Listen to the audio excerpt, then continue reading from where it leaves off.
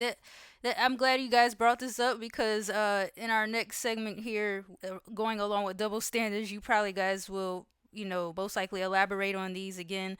But I found this blog site, i.e. couplescounseling.com, and it mentions a couple of double standards, and I wanted to read a few of them to you guys, and you let me know whether you believe the statement is true or false, and then you can explain your answer for each one if you would like to. All right? So, the first one is women who want to cuddle are affectionate, but men who want to cuddle are needy. And I'll start with Aksit here. Bro, everyone wants to cuddle, man. It's not need or affectionate. Yeah, I completely agree. Okay. So do you It's not even guys just people, dude. I mean, okay. yeah, it's not even people. It's animals too. I have a big old dog, and he just constantly comes over all the time to just lay down So with I'm me. guessing you guys are both false on that. All right. Number two, a married woman without a job is a housewife or homemaker, but a married man without a job is a failure. Acid. For me, in a sense, that's where the double standard plays in, because I'd say, well, growing up just on my mother, well, mainly on my mother's side, she had to be the provider, and I feel like that obviously we can't deny the fact that there's still a, well, not mental, but there's still a more physical difference between man and woman. Her working as long as she has, and if it was a different position, that if there was a proper father working in her position, I reckon it would have ended up, well, a better situation. I reckon it's not a failure. You're not a failure, but at the same time, if if you're not getting up to the capacity, I'd say you're not disciplined enough. You've got into your comfort zone. Okay, so are you more leaning towards true or false on that one? I'd say 50-50. Depends on the situation, realistically. Okay, Tots. Yeah, I'm kind of in a similar position where thinking about things like success or even just failure, it's such an individualistic thing, which I know is a really boring answer, but I think the truth is usually very nuanced and not very fun or exciting. It really depends on like what's each of the person's goals, but I think from a guy's perspective, it's like guys can be stay-at-home parents or everything else like that too, which I think is being much more accepted in the culture, or at least people are saying it's more accepted in the culture. But whether or not if you say that, oh yeah, now guys can do this too, but when you meet that person in real life, I think they're still met with a lot of like sort of negativity or these very specific gender roles that like, oh, you work from home or you're the stay-at-home parent and your wife's the breadwinner. Like, oh, that's weird. And I think there's always gonna met with it's not met with the same level of like acceptance as if it were a woman not having a job and being the sort of caretaker, whether it's for children or for the home. Okay, so you're 50-50 on that too as well, right? No, like I mostly I more disagree, but I False. will say Okay. like I can't say I can't say anything's a failure because it really depends on what that person's sort of individualistic goals are because yeah. Okay. All right. All right. Number three, a man who speaks his opinion is strong and passionate, but a woman who speaks her opinion is being extra and annoying. Exit. It's the simple complex of all is one and one is all. You're gonna have your opinion. I'm gonna have mine. Just because you express yours doesn't give a different doesn't give what is it called, a different output of how I see you. Mm-hmm. You have your opinion and you feel strong about the opinion. I have an opinion and I feel strong about that opinion. Maybe from my point of view, your opinion isn't entirely correct, but at the same time, I can see through your eyes my opinion to you is not fully correct. No one has a correct opinion. Okay. Tots. Yeah, I would also disagree with this one too. Um, because I think and even for both of them, not just for the women one, like I think women who speak their mind is just being communicative. It's just being engaged in whatever the discussion is or whatever the opinion is, or just being more just even knowing themselves. I mean, that's part of I guess when you frame your opinions. But even from a guy's perspective, when you frame your opinion it's also like it's not always passionate and strong. Sometimes it's kind of out of pocket, and sometimes you have to recognize when um it's not the right time to share an opinion. Mm-hmm. And sometimes it's yeah, it's kind of walking that fine line because if you offer, for example, someone's your unsolicited opinion to someone, it's kind of messed up where you're essentially project just because you're passionate about it. That means you're just projecting whatever your beliefs are onto Mm. someone without them even wanting to really hear them. And so that can come up and really just damage some relationships, especially with all the world turmoil that's going on.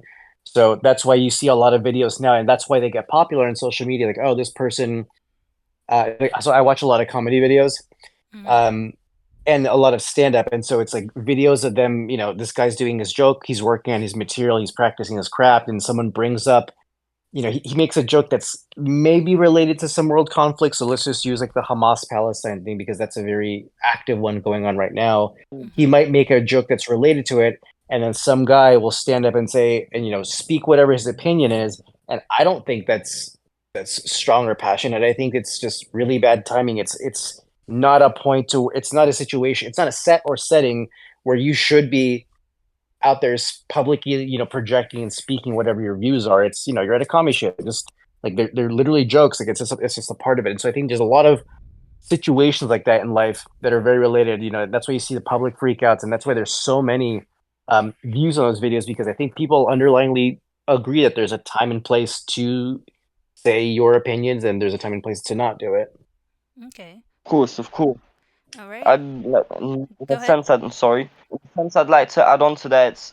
For me, with opinionating, it's more of a, do you have a bias with your opinion? Do you believe that your opinion is the only correct opinion? Because that's where the problem comes along. If you can't, in a sense, if you can't think that, oh, my opinion is the fully correct opinion, and if he intertwines with my opinion, somewhat agrees but doesn't agree with a certain part, then his opinion is wrong. Then I'm sorry, but you are incorrect, but you're just biased, mate.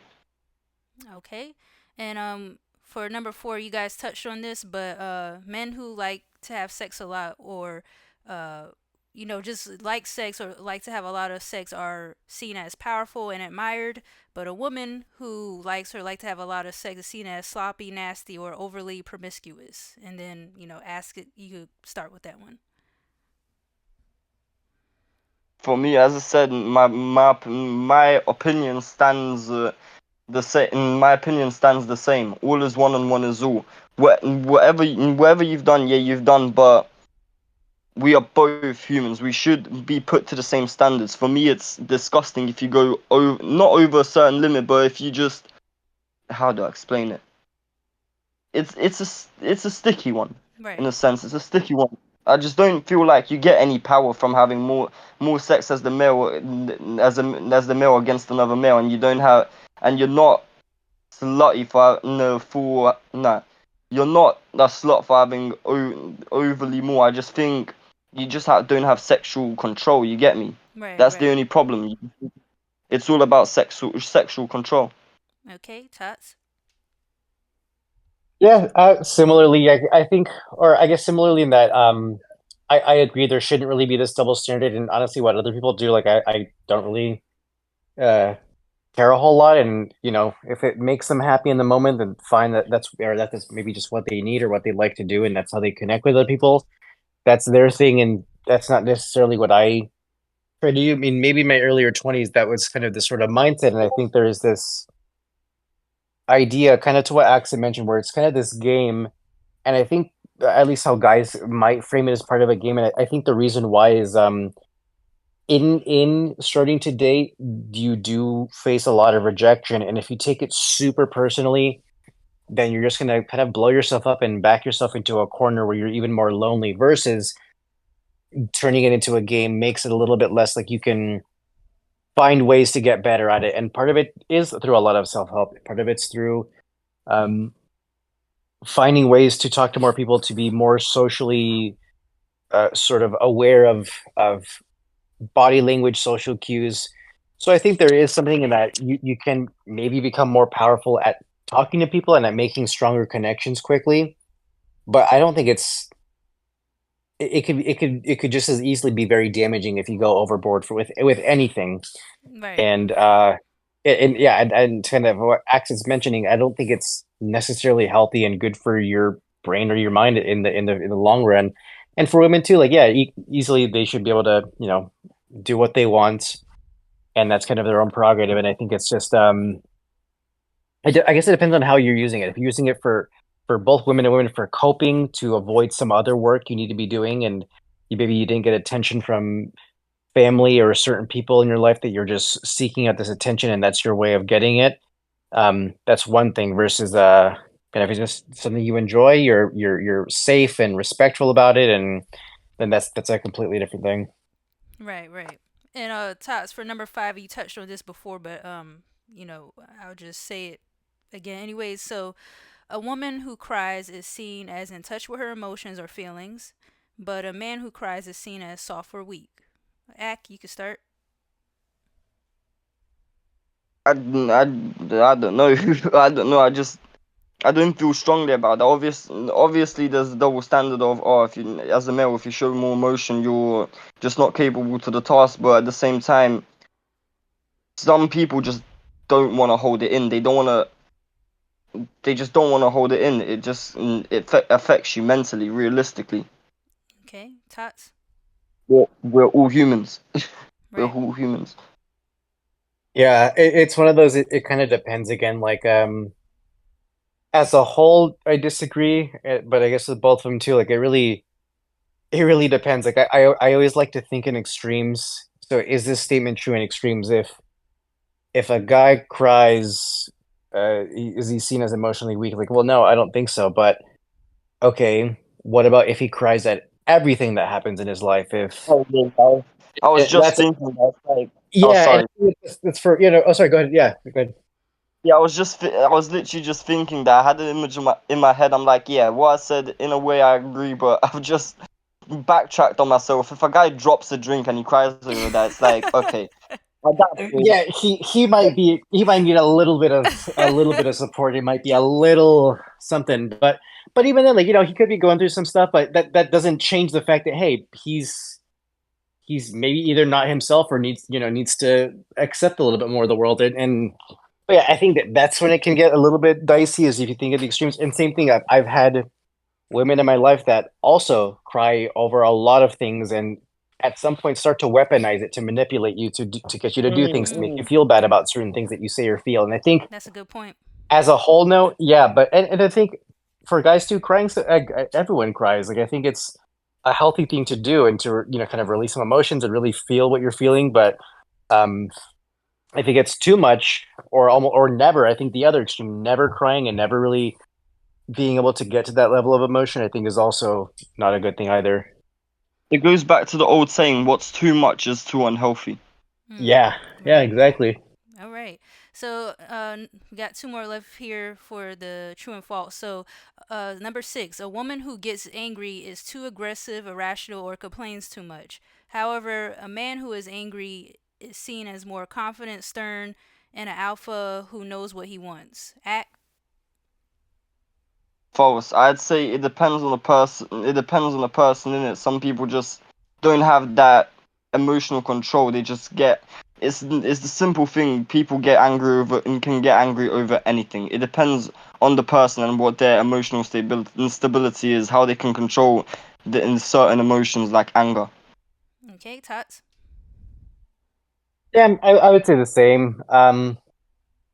And I think it depends on how you express it. I think there's very good ways to express anger and to use it creatively and to really, because I think part of that passion and idea is like, okay, if you're really passionate about something, you can very clearly explain exactly what it is you're trying to get at without turning it into a personal attack. But for some people, when they feel this anger and they're expressing it, sometimes they just can't control it and it gets really personal and nasty and they say really terrible things to where it's no longer about the topic that you were originally talking about. Now it's about personal attacks on this person and attacking someone else's integrity and such too. So it can easily go too far, and it depends on what it is they're expressing and how they're trying to express it to other people. Okay. Of course, of course. I'm sorry to interrupt it. Have you man heard about Professor Steve Peters? No, I don't think so. He's like a neuroscientist and at the same time as a therapy. He's helped a lot of professionals deal with their and like emotional and logical thinking side. He has a book called The Chimp Paradox, and it explains the parts of your brain that are functioning at what time. You have the limbic, that would be the emotional side of you. I forgot what other part of the brain it was, but it's narrowed down to the logical thinking, aka the human, and then you have the information. They all have a system of when which one is in control. Oh, are you talking I about rec- the prefrontal cortex? yes, yes. Okay. Yeah. Okay. It's all a matter of what part of you is in control, innit? So Right. there's a machine up there, and it's like you have four different entities. You have you that's combined. You have the limbic, you have the prefrontal, and you have the information. The information you've gained over time. The prefrontal is your logical thinking, and how can I be smart? And how can I be smart about this? How can I be efficient? And then the chimp, it's what gives you it's what gives you awareness, like fight or flight. That's your chimp. Your Mm. emotional side, if someone said something that you didn't like, the chimp's instantly jumping on that and thinking, nah, I don't like that.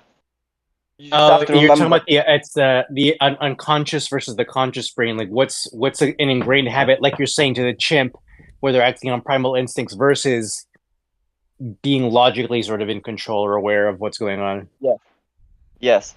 And you just have to remember, everyone lives with a chimp. Everyone lives with the limbic system. So the way you talk to someone, you have to remember that. Are you gonna phrase the sentence in a way where it's gonna activate their chimp or their logical thinking? Are you gonna say, for example, how can I say this? You are not. What sentence can you use? Like, if you done something wrong, are you just gonna say you're stupid? Because that's the that's the wrong way to go. You're instantly gonna activate the chimp, and he's not gonna listen to you. He's just gonna think this guy's a. Or are you gonna go with the logical thinking, knowing that he has a chimp, the emotional side of his brain, and be like, oh, you did that incorrectly, but there's room to improve. Mm. Wow. Very. You're just gonna open a sense of, oh, he'll think logically. He's not attacking me. He's just saying, okay, I did something wrong, but I can improve. There's no point of unleashing the chimp. Right. Right. Very interesting. All right. So let's go on to number 7. A man who is being abusive to a woman or being abusive to women or inappropriately touches women is seen as a predator, dangerous, a criminal, or very disrespectful. However, a woman who is being abusive or inappropriately touches a man is seen as playful, flirtatious, silly, or crazy and wild. I'll start with you, Ak. There's predators all over. It don't matter what body you're in. It's still unacceptable. It depends if the person felt comfortable. Did she give you not even the hint, because people can comprehend the hint as the wrong thing? Did she want you to? Did she give you like permission? Did she hint to a point where it's like, okay, yeah, I understand that fully. She wants to endeavor, or are you just being, are you just being not stupid, but just weird? You get me? You're Right, just it's basically it's not assault, but it's just inappropriate. right. Tots? Yeah, same. I think that the guy one, yeah, that's an obvious. Uh, I agree that that guy's yeah predator, but yeah, I think predator come in all shapes and sizes too, and I think again thinking about the extremes, I've seen girls in my life that are especially in college or in university that everyone just kind of gives them the excuse that they're massive flirts, and then suddenly now they're flirting with a guy that they know is in a relationship, which um who has this girlfriend that they care about a lot, but then she's continuing to pursue it because she either wants the attention or something else, and people continue to dismiss it. So I think it's both of them kind of being very manipulative or this predator or just kind of going up with their own selfish interests. So I think it can exist in both. Yeah.